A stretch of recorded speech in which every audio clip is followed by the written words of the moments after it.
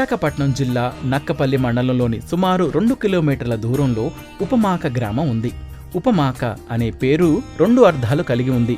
ఒకటి సాటిలేనిది, రెండవది ఉప అంటే సమీపం, మా అంటే లక్ష్మీదేవి, కా అంటే కోరుకున్నది, అంటే లక్ష్మీదేవి సమీపంలో నివసించే క్షేత్రమని అర్థం. అందువల్ల ఈ ఆలయం ఉపమాక శ్రీ వెంకటేశ్వర స్వామిగా ప్రసిద్ధి చెందింది. ఉపమాక ఆలయం ఒక ఎత్తైన కొండపై ఉంది. దూరం నుంచి చూస్తే కొండ గరుడ పక్షి ఆకారంలో కనిపిస్తుంది. అందుకే దీనికి గరుడాద్రి అని పేరు వచ్చింది. పురాణాల ప్రకారం గరుడు తన భుజంపై ఎప్పుడూ స్వామివారు ఉండాలని కోరుకున్నాడు. అందుకే స్వామివారు గరుడాద్రి పర్వతంపై వెలిశారు.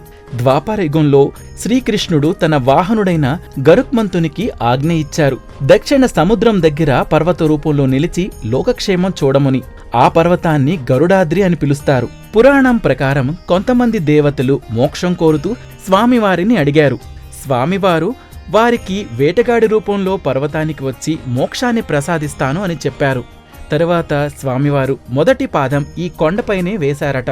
కొన్ని ఆధారాల ప్రకారం ఈ కొండపై మొదటి అడుగు మోయలేక 2వ అడుగు తిరుమలపై వేశారు అని చెప్తారు. కలియుగ ప్రారంభంలో నారాయణుడు వేటగాడి రూపంలో ప్రత్యక్షమై కొందరికి మోక్షాన్ని ప్రసాదించారు.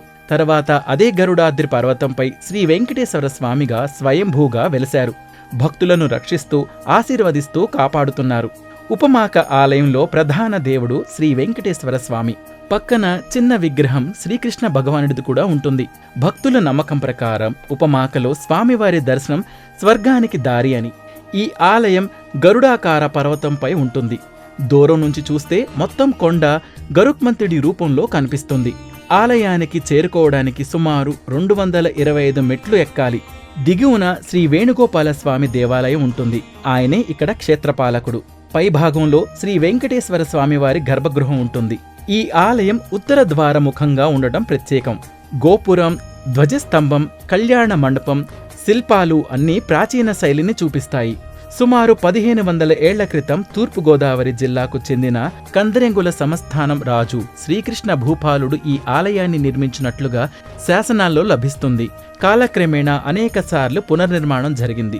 2017లో ఈ ఆలయాన్ని తిరుమల తిరుపతి దేవస్థానం టీటీడీకి అప్పగించారు.